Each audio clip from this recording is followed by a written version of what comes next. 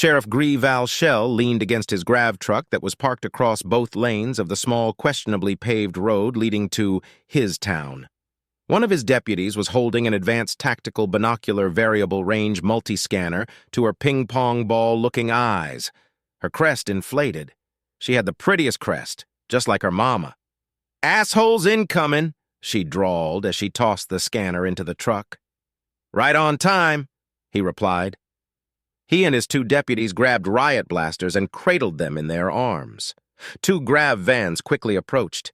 As they did, the sheriff flicked a small switch on his belt, and a large holographic "HALT" sign appeared above them, surrounded by flashing lights. The vans reluctantly slid to a halt. The sheriff approached. "Hello, friend," he drawled in that aggressively friendly, not friendly tone that all law enforcement officials have across the entire universe as he walked up to the vans. "What can we do for you?" A rather pompous-looking Volksine glared at him, his gray skin flushing a light purple. "We are on Federation business. Move your vehicle." "No can do, friend," the sheriff said with a pleasant but firm voice. "We got humans up the road, and we can't be having you tracking the rots." "I can assure you that we are perfectly safe, we." "And just where did you come from?" "We drove here from Zara-Nur, if you must know." "Lots of humans in Zara-Nur. Sorry, friend. Can't risk it." "We are here on Federation." "Don't care," the sheriff replied as several grav tractors and large trucks started to approach. "You got a scanner?" "You know perfectly well we don't," the Volksine snapped. "There is a shortage and all units are assigned to Vital." "Well, we're fresh out, too. Don't have any fancy crap like that out here," the sheriff smiled. "So we have to assume you are contaminated. Not gonna let you infect my humans," he said firmly. The Volksine spluttered and produced a tablet. The sheriff put a polymer evidence bag over his hand and took it. "Oh, you are here after those dangerous fugitives. What broke containment?" he laughed. "Well, sorry to tell you that you can't have them." "What?" the Volksine spluttered. "Those are Federation emergency orders. We are in a state of martial law, if you yokels haven't heard."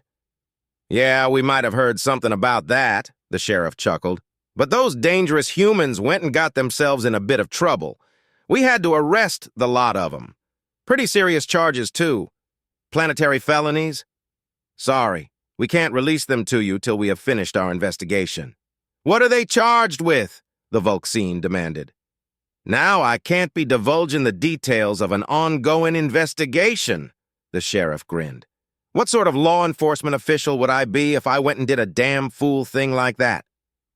In accordance with the powers granted by the emergency powers protocols, I am—" He fell silent as the sheriff leveled his riot blaster at him. "And in accordance with those same protocols, I ain't gonna let contaminated shitheads into my town. You're gonna have a hard time spouting those protocols with no fucking head, friend." A half-dozen tractors and farm vehicles, crowded with armed Paul K., surrounded the Federation vans. "Deputies, glad you could make it," the sheriff said pleasantly, as they all leveled an assortment of weapons at the two vans. The sheriff turned to the Volksine, now sitting very still behind the controls of his van. "See, now this might come as a bit of a surprise to someone like you, but yokels like us. We are a simple folk and we love simple pleasures. Like fishing and hunting." He idly tossed the tablet through the van's window. "Unless you want me to declare today Fed season," he smiled nastily, "you are going to turn your candy-coated asses around, go right back to Zara-Nur, and not come back until you get a court order from our court that authorizes a hair prisoner transfer and a med scanner with the medical personnel qualified to use it. Otherwise—" He paused as the deputies all chuckled. The Volksine just glared at him. "You are honestly going to go to jail over a bunch of worthless porkies?" he asked angrily, and then quickly fell silent as the polka around him, especially the sheriff, hissed angrily. "Those worthless porkies have been a part of our community, our family, for over 100 years. The sheriff snarled around a mouthful of rage phlegm. "The only worthless life forms I see are the ones right in front of me." The Volksine shifted nervously as he eyed the armed deputies surrounding him. They were disengaging their safeties.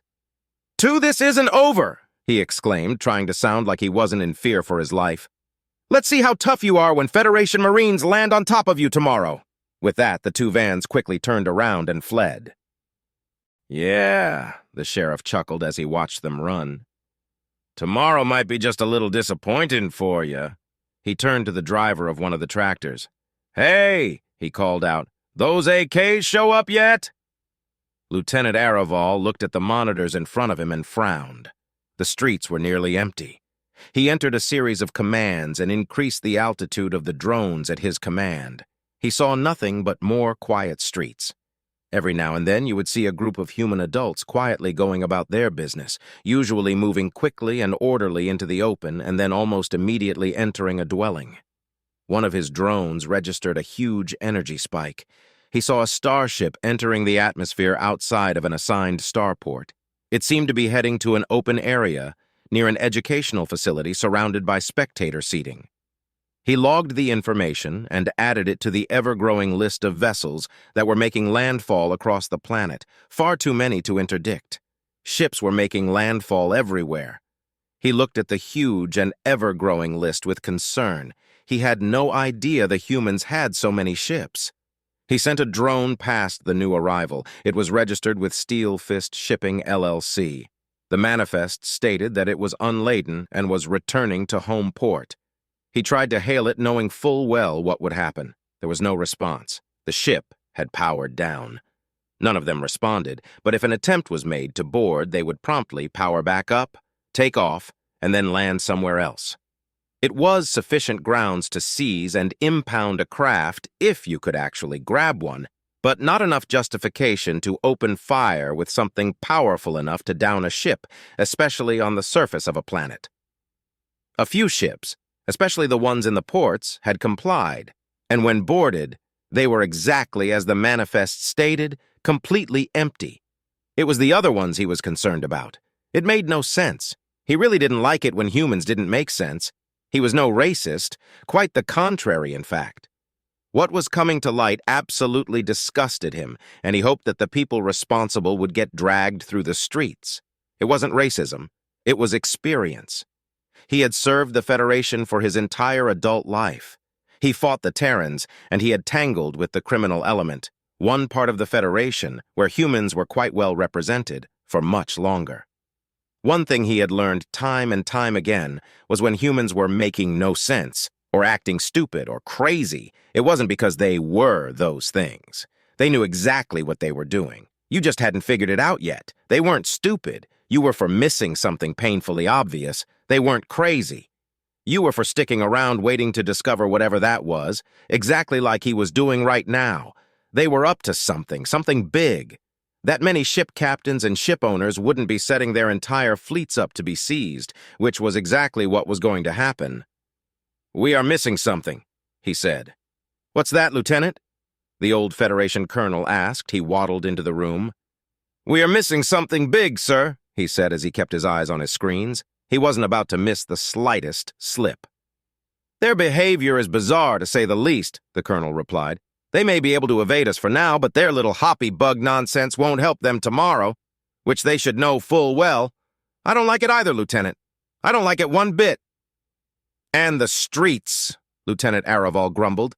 "Yesterday it was all we could do to keep the peace, and now—" "Are you complaining?" the colonel asked with genuine curiosity. "As a matter of fact, I am," the lieutenant replied. "How long have you been doing this, sir? When have you seen a pack of humans just go from hot to cold like that?" The colonel stood there in silence for a moment, looking at Araval. After a few seconds, he spoke. "Only once," the colonel replied. "A very long time ago." "What happened?" the lieutenant asked. "It was the very first time I encountered one, not too long after they first showed up," the colonel replied, looking off into the distance. "I was a newbie station guardsman, wasn't on the force a year when it happened. It was a single human, a female, barely an adult. My partner and I started to detain her for petty theft when she suddenly clawed my face and started running. I don't know if you have had the pleasure, but those little hard plates on the end of their fingers? They don't look like much, but they hurt. Trust me. I had some stripes on my beautiful visage for almost 2 years after that." He wiggled back and forth in his species' version of a headshake. "We didn't know it at the time," the old colonel continued, but she was wanted for questioning concerning 2 homicides back at their colony. What we also didn't know at the time was that we weren't the only ones looking for her. She had gotten into trouble with a group of humans known as the Red Teeth, really bad people, especially back then. She wasn't running from us. She was running from who would get their hands on her if we hauled her in. The colonel flexed his eye ridges into a rueful smile. Anyway, we thought she was just running from the lockup when she was actually running from something far worse. A very unfortunate misunderstanding, he said sadly. He paused as he examined the screens for a moment, as if searching for something, and then shrugged. I tell you, Lieutenant, the colonel chuckled, she was something to behold. She didn't just run, she jumped, she climbed. She even swung from cabling like some sort of arboreal denizen. He paused for a moment, lost in the memory. She caused quite the mess and just kept racking up charges, he chuckled. Property damage, assault on a guardsman, grand theft of a cargo conveyor, reckless endangerment, felony property damage. The charges just kept getting bigger and the potential penalties greater. I remember thinking that it didn't make sense, there was no reason for it. I mean, it was just petty theft. It would probably just be a stern talking to and her butt getting chucked on the first transport back to wherever she came from. It was crazy. The colonel just shrugged ruefully. But it wasn't crazy, was it? What those Red Teeth people would have done to her, he said grimly. Anyway, it was a space station. There was nowhere to go, and we, after a minor injury or two, finally cornered her in a blind corridor. She just stopped. She then turned around just as calm and polite as you pleased. What happened then, sir? She just looked at us with these strange eyes and made a little one of their little laughing noises and said, Well, I guess I'm out of luck, huh? And held out her hands as if she was submitting. My supervisor pulled out some restraints, and when he walked up, she, with that same little happy smile, pulled out a knife and struck so fast nobody could even twitch, and so hard she almost took his head off. The colonel said calmly. Creators! The lieutenant gasped. It didn't stop there, the colonel continued. If we thought she was fast with all that running and jumping, it was nothing compared to what happened next. She was a demon.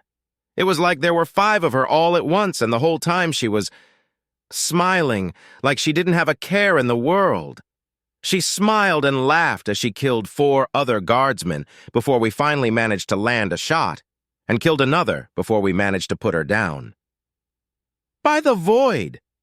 The strangest thing, the thing that has stuck with me all these years, the colonel said, wasn't that she laughed. Humans can do that when they fight. It wasn't that weird animal sound that comes out of them sometimes when they attack. No, the colonel said with a shudder. It was one of their happy laughs. And when I pulled the trigger on the final blast that ended her life, she smiled at me as she fell. The colonel closed his eyes as he remembered. I'll remember that smile for the rest of my days, Lieutenant, the old officer said quietly. And that was just one of them. This is a whole planet. We've taken every human in the Federation and have driven them into that same blind corridor that I drove that poor woman all those years ago. The colonel swayed back and forth regretfully. We need to warn, the lieutenant started to say, but the colonel just cut him off with a snort. We tried, the colonel laughed. Foolish civilians, they don't get it. Those pompous bureaucrats have never had to face a human before. They actually think they are cowed by the few hundred soldiers we have patrolling the streets. They actually believe that they are hiding, afraid of the overwhelming force that will enter the system tomorrow. Idiots. They have no idea. The old colonel froze, his eyes widening to their fullest extent. Monitor 4! Monitor 4! He shouted, lunging forward, shoving the startled lieutenant aside as he flailed at the controls. The display froze and then reversed. A lone human female appeared, looking up at the drone. She was waving, with a smile. That's it! The old colonel shouted. Those are the eyes! That is the smile! He sagged for a moment. Then he drew himself to his full height. Lieutenant Araval looked up at him in surprise. The colonel, the soft-bellied, self-admitted tin cog, as they derisively called mindless bureaucrats in military uniforms, faded before his very eyes. In his place stood something that actually looked like a leader. "Tomorrow," the colonel said quietly, "I will likely start issuing orders that will bring my thoroughly undistinguished career to an end. Whether or not you follow them is entirely your decision." "Excuse me," the old officer said. "I have much to do." "What do we do?" the lieutenant asked helplessly. "We do our duty," the colonel replied. "Today, your duty is to glue yourself to these screens. Look at everything, everywhere, miss nothing. Do your absolute best to try to catch the uncatchable, to find the unfindable. Figure out exactly what we are missing," the old creature said firmly.